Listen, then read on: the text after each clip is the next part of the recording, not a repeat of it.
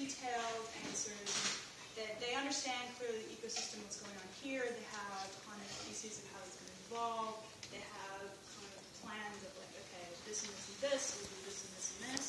I go over to China, we find a bunch of cloud companies. We sit down as a white person talking in Chinese and say, okay guys, so I'm seeing Silicon Valley, and so what's the ecosystem look like in China? Like how are things evolving? What's your plan? What are your next steps? Kind of look at me and smile. And this is just like not what you want, right? I'm like, okay, so let's go out for lunch, right? Try to get nice lunch. These are companies that we put money into, so they should be. So what's your plan? What are you seeing? Just kind of like hanging around, waiting. So I call up one of my friends, who also knows my boss, a Chinese guy who lives here but goes back and forth, and I say, you're a senior guy, you've seen a lot of stuff, you've been a successful entrepreneur here and over there. Can you just go meet with these guys and tell me, maybe I'm just like thinking like they're maybe I'm not really seeing what's going on here. So he goes over there and the same thing. So meet with him, talk to him, ask him what the plans are, smile. Like they don't have a plan. Like they don't have a plan. They don't have a sort of theory or anything about how this market that they're in, right? Their company's in, and the future depends on it's going to evolve. No, not really. I'm like, well, that's crazy. Yeah, over here, that's crazy. So anyway, I think that kind of on the Chinese side of oftentimes they don't have a plan. Like there is no real plan. There is no very detailed kind of these are the steps we're going to take. And the counter example is overplanners in Silicon Valley, kind of the control freak CEOs who are always planning everything, this step and that step, and always watching everything.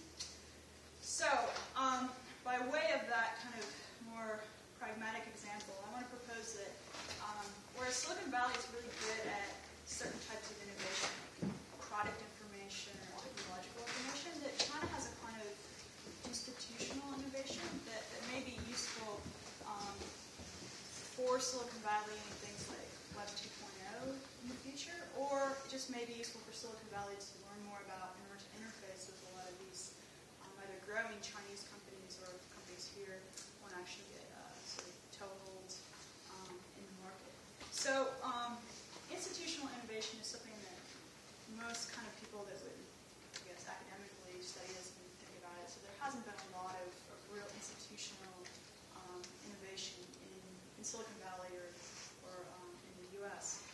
But in China, there's some pretty interesting models, including a company called Lian Feng, which I don't know how many of you have ever heard of, but really, really big company, $15 billion in revenue. About 40% of all the, you go in a mall and buy jeans and some clothes, they had some part in sourcing, managing, putting together that sweater, that pair of jeans, that handbag. So really big company. Have been phenomenally successful, but they're very very hands-off. But they're able to very quickly innovate their supply chains, move their supply chains, adjust their supply chains. And they're not giving the 10,000 plus partners that they have on the ground any kind of real detailed information about how they should run their business, what their processes that they have in place should be, which is very different from the U.S. So Walmart goes into China, and Walmart being Walmart says, hey, the first thing we need is we need to lay out to all of our partners what it's very, very detailed kind of way, what we want them to do, how we want everything to get done. That way we know at the end our quality will be really, really good. So what happened? Walmart basically floundered in that attempt. And this group, Lian Feng, who basically goes to their partners and says, okay, this is our standard for red bread of this quality. That's a standard. Whatever you have to do to get that to us in X quantity by tomorrow. So so what's happened is Lian Feng has been able to have all these people, companies, partners, basically delivered what Walmart wanted for quality without telling them what to do, how to do it, when to do it. And Walmart ends up having to then partner with Lian Feng to actually get their quality higher. So in a weird kind of way, by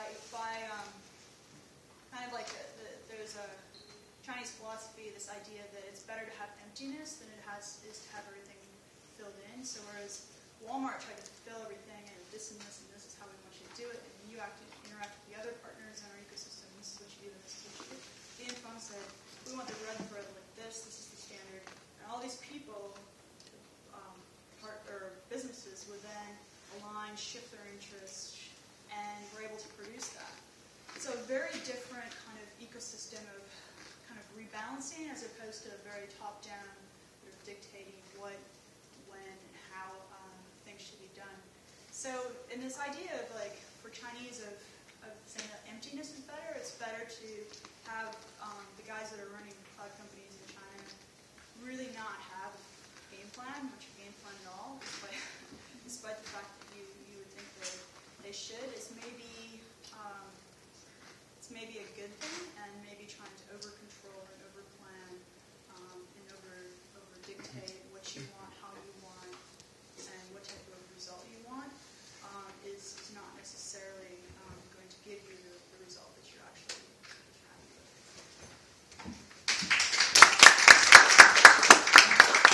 We have about 3.5 minutes for questions. Does anyone have any questions? I have 2 questions. Okay.